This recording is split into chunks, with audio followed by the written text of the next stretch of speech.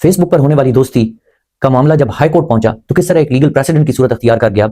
इसके लिए मैं आपको नब ऑफ द मैटर देता हूं। सिद्दीक घुमन नामी एक शख्स की फेसबुक पर शाजिया के साथ दोस्ती हो जाती है। वो बातों बातों में मोबाइल का मुतालबा करती है और घुमन साहब एक ओप्पो कंपनी का मोबाइल टीसीएस करवा देते हैं with the strict instructions self collection bye Shazia.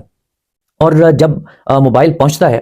तो वहां कंपनी के पास आमिर नामी शख्स आके खुद को शाजिया का भाई जाहिर करते हुए मोबाइल वसूल कर लेता है और उसके बाद वापसी घुमन साहब को मैसेज आता है मोबाइल वसूली का and then account block.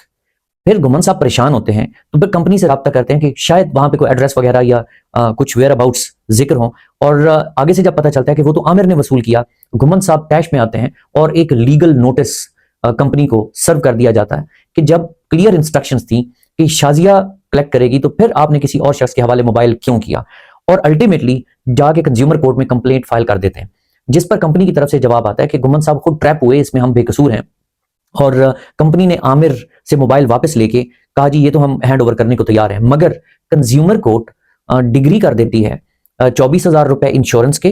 Plus 1 lakh रुपए डैमेजेस की मद में, और जिस पर कंपनी बीइंग एग्रीव्ड वो ऑर्डर असेल कर देती है हाई कोर्ट में और एक पटिशन दायर की जाती है FAO जिसका नंबर है 36959 ऑफ 2022 और जिसका ये फैसला आता है 3/6/2025 को। अब फैसले में ऑनरेबल कोर्ट ने, हाई कोर्ट ने एक तमाम एस्पेक्ट से इसका जायजा लेते हुए कुछ स्टार्टलिंग ऑब्जर्वेशंस दी और वो ऑब्जर्वेशंस क्या हैं और कुछ प्रिंसिपल ले डाउन किया कि जब सेल्फ कलेक्शन की वाज़ेह हिदायत थी कि वो शाजिया ही कलेक्ट कर सकती है, तो फिर कंपनी के पार्ट पर न सिर्फ इनएफिशिएंसी बल्कि ब्रीच ऑफ ड्यूटी भी है और ब्रीच ऑफ SOPs भी है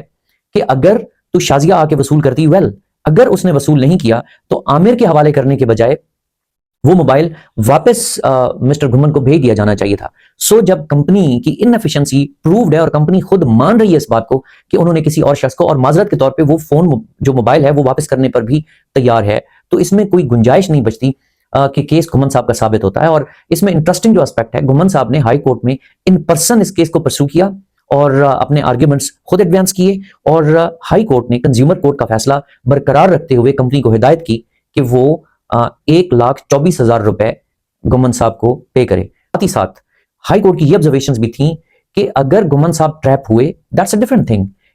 इसका ये मतलब नहीं कि कंपनी एब्सॉल्व हो गई अपनी उस ड्यूटी से या उसकी इनएफिशिएंसी जस्टिफाइड है। नो, उन्होंने जो SOPs की खिलाफवर्जी की उसके लिए उन्हें दे विल हैव टू पे।